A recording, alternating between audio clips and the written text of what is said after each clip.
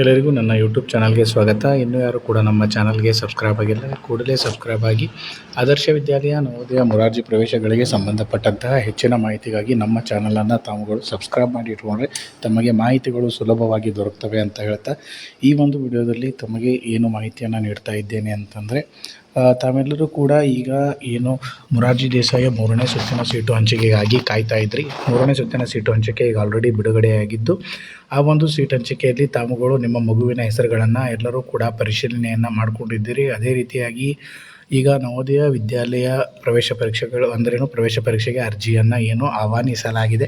ಆ ಒಂದು ಅರ್ಜಿ ಆಹ್ವಾನಿಸಲಾದ ಕುರಿತು ತಾವೆಲ್ಲರೂ ಕೂಡ ಕಾತುರದಿಂದ ಕಾಯ್ತಾ ಇದ್ರಿ. ಸೊ ಈಗ ತಮಗೆಲ್ಲರಿಗೂ ಕೂಡ ಮತ್ತೊಂದು ಗುಡ್ ನ್ಯೂಸ್ ಅಂತಂದರೆ, ಇನ್ನೂ ಯಾರು ಕೂಡ ಅರ್ಜಿಯನ್ನು ಸಲ್ಲಿಸಿಲ್ಲ ಅಂಥವ್ರಿಗೇನಪ್ಪ ಅಂತಂದರೆ ಈ ಒಂದು ಅರ್ಜಿಯನ್ನು ಸಲ್ಲಿಸುವ ಒಂದು ಡೇಟನ್ನು ಎಕ್ಸ್ಟೆಂಡ್ ಮಾಡಿದರೆ. ತಾವಿಲ್ಲಿ ನೋಡ್ಬೋದು, ಅದು ಒಂದು ಲಾಸ್ಟ್ ಡೇಟ್ ಇದೇ ತಿಂಗಳು 31 ಆಗಿತ್ತು.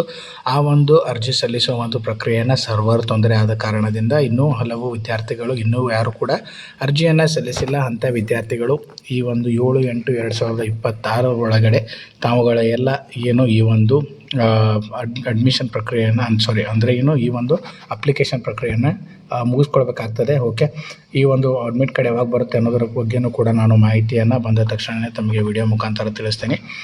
ಹಾಗಿದ್ದರೆ ಈ ಒಂದು ದಿನಾಂಕವನ್ನು ತಾವುಗಳು ನೆನಪಿಟ್ಟುಕೊಳ್ಳಿ. ಅಡ್ಮಿಷನನ್ನು ಅಂದರೆ ಈ ಒಂದು ಅರ್ಜಿಯನ್ನು ಸಲ್ಲಿಸಲಿರುವ ಕೊನೆಯ ದಿನಾಂಕ 7/8/2026. ಈ ಒಂದು ವಿಡಿಯೋ ತಮಗೆಲ್ಲರಿಗೂ ಉಪಯೋಗ ಆಗಿದೆ ಅಂದ್ಕೊಳ್ತೀನಿ.